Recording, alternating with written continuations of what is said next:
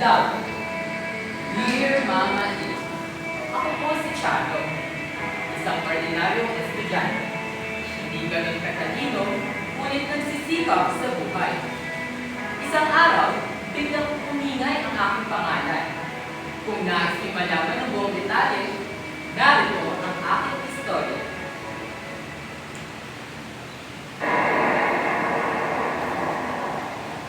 Umubulong ang langit. Nagbabadya ng ay langhap na langhap ang inilisang sangkap ni inay. Ay, mukhang uulan pa ba? May test pa naman kami. Makapag-review nga muna ako ulit. Nasaan na ba ako? Artikulo 3, unang seksyon ng Konstitusyon taong 1980. Ito, hindi dapat alisan ng buhay, kalayaan o ari-arian ng sinumang tao ng hindi sa kaparaanan ng batas. Di pagkaitan ng sinumang tao ng pantay na pangangalaga ng batas. Kunti na lang, makakapisado na. Halina kayo dito sa mesa. Kakain na tayo. Sandali lang mo, inay, at nag-aalis pa mo ng buhok. Pababa na rin po. Ayun o, sakto. Nakakagutom talaga kami ng sopas. The best talaga luto ni inay. Bumaba ka na dyan, Tintin!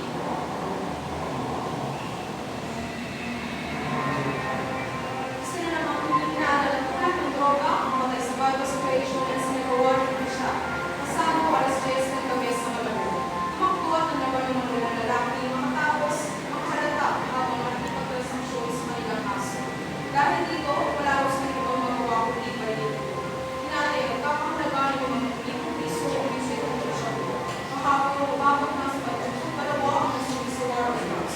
Sa loob lamang ng 24 oras. Hay! Ano ba naman yan? Magang-maga, ganyan ang balita sa TV. Nay! Ba't ka naiyak? Inay.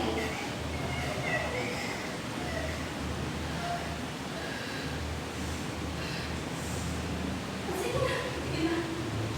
Bumalik na lang yung kayo ng kape. Huwag mo kayo muna sa pagpasok.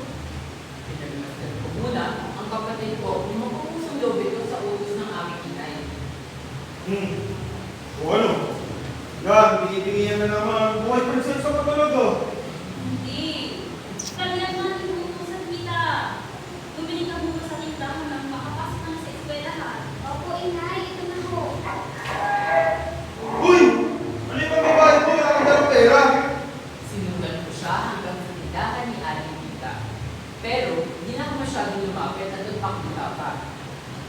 Narinig ko na hanggang doon pa lang kami nag-uusapan yung nangyaring bypass operation kagabi sa aming isinita. Naku! Aling Tinda!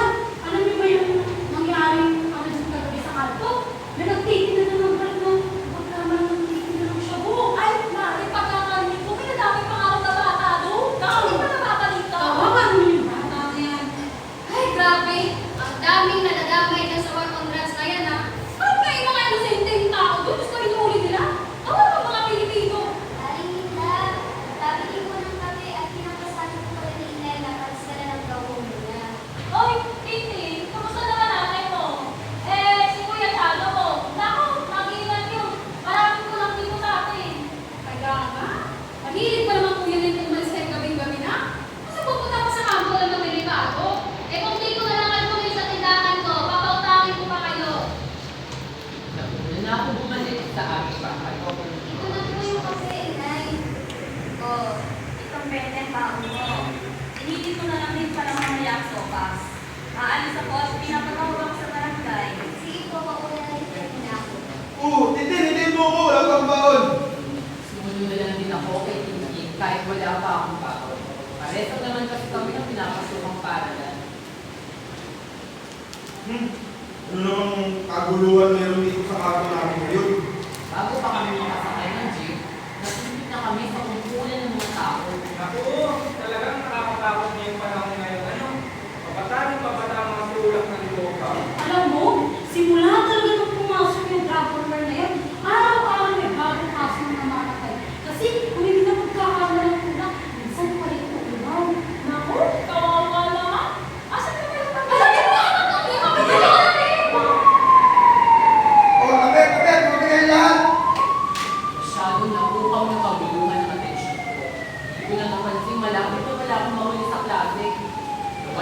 sa akin kanina si Titi. Di ko maintindihan ang nararamdaman ko, basta dali-dali na ako sumakay ng ship. Ay! Nadamit pa ako sa mga mausap na yun! Hala! Anong oras na pala? Sa wakas, nakaabot na rin ako sa akin si Tito. Kaso, parang di na ata nagpapapasok. Ano ba naman yan? Ikaw na kasi kumato. Hindi na talaga ako. Ikaw na kasi. Ano ba naman yan? Sige na, sabay na tayo. Hindi. Lambot, nagsisimula na yata sila. Teka! Magandang araw po, Pilipini Cruz. Ay nako, magsipasok na nga kayo. Tandaan nyo, kung magsusulit na po ako ng hatak sa magpan sa subject ko. Na ako pumibol at sumunod na lang sa mga kaklase ko pumupo sa likod. Sabi nga kay ma'am, wala akong test paper. Mata sa papel. Pupunta lang ako sa opisina ng principal.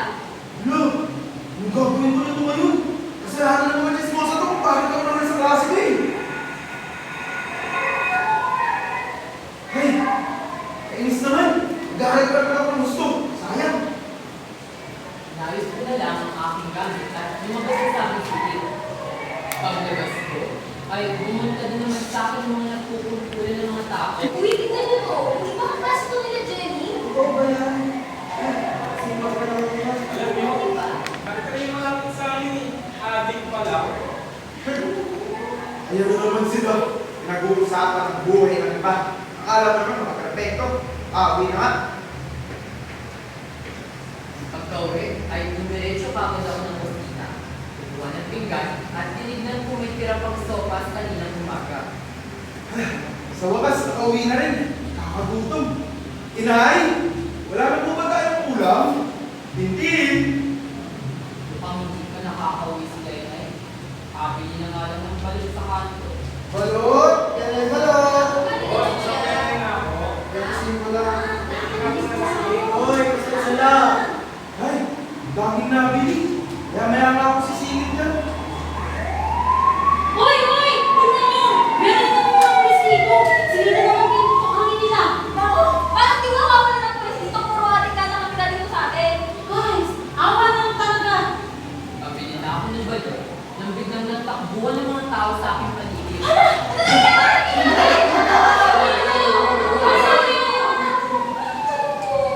Tiniis ko na lang ang namipigipit kong tiyan at bumalik na sa aking bahay.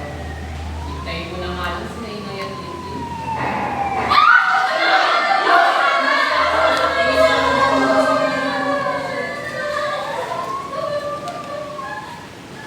Pagka-uwi ko, ay nabuhat ko sila Inay at Lindy na nanonood sa sala.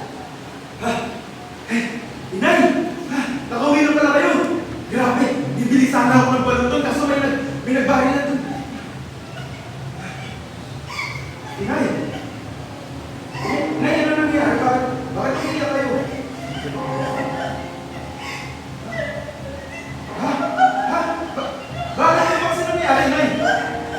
Bakit ba? Ano yung sabihin na? Kasabi niyo nga ako? Hindi manigil sa pag-iyak sa Inay. Ang si Lindy, nakatulala lang sa gilid. Naiintindihan ko bakit hindi nila ako pinapakasip. Uy, hindi! Ano ba? Di mo ba ako narinig sa Inay? Bakit siya umiiyak? Nagalit na sana ako sa aking kapatid nang magsimula rin itong humagulgul ng iyak. Sakit mo naman ang pamingin! Ano ba yung pinapanood mo sa TV? Bakit ako sa kanila at tinignan ang kanilang pinapanood sa Lindy. Oh! Ito rin naman ang pinakita ka ng umaga! Teka!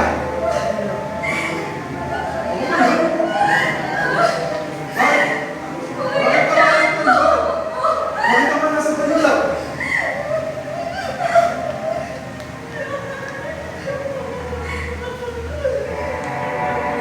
Umaligaw ako kung alam mo rin sa Malabon alas 10 pasado. Patay ang isang malunggan at isang pinatilo. Pinaghihinala ang tulak ng droga tapos hindi mo na yung manlawan sa mga punsya. Hindi pa natutukoy ang pagkakakilala ng kita ng bulot samantalang pinupirmang si Christian Summers o pinalasok palayaw ng Tiago o nasabot na dito. Siya ay nagpipitong taon.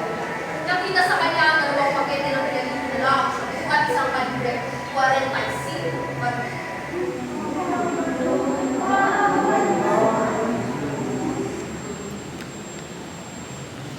pa rin matanggap. Parehong-pareho ang nangyaring insidente ngayon ng gabi.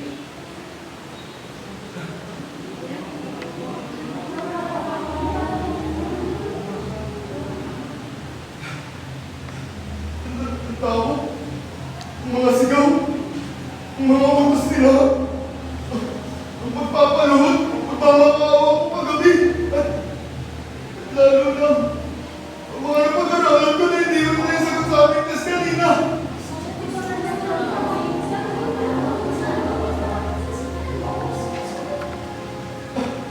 Ano nga ba ginawa ko? Wala naman akong ginawang masama. Ano ba masama sa pagpili ko ng balot? Hindi na nila ako. Pilit na pinapatakbo hawak ako ang malalay binigay nila sa akin.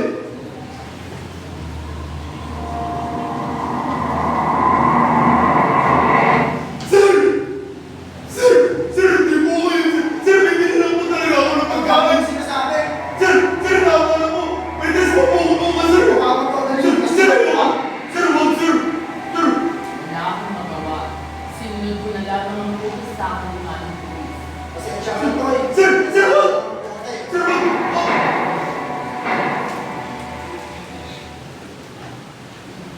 Hindi.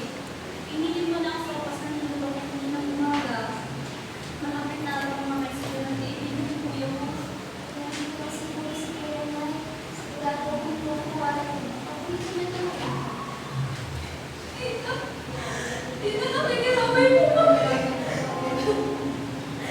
Tita! Ano na yan, tita? Nakikiramay mo kami kahapon ng umaga eh. Pasensya ka na lang. Kahit ano na nangyari. Pasensya na kayo. Hindi ko kayo nagsabihin sa school. Grabe. Si Chan pa rin yung nagamit kagabi. Pasensya ka na nga rin. Hindi na kailangan sa tiyan ko na yun. Pasensya ka na hindi ko namin nagawain kaagad. Naiintindihan ko. Walang gusto sa ito sa lahat ng nangyari.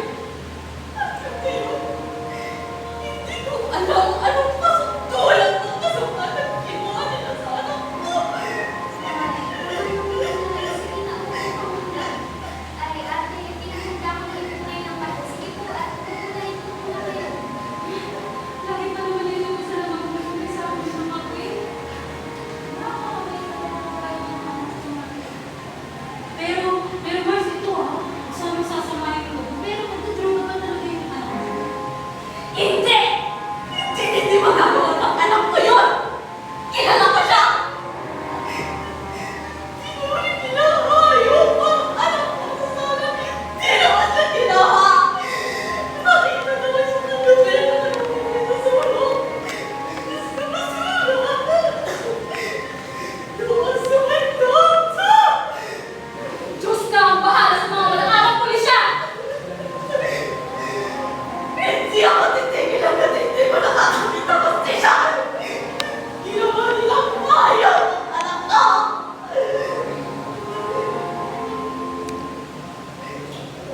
Halaw ito sa kwento ni Ian Del Santo, isa sa libo-libong biktima ng extrajudicial killings ng Administrasyong Duterte na kamakailan lamang ay umamin sa mga hindi makatarunong pagpatay noong kanyang termino.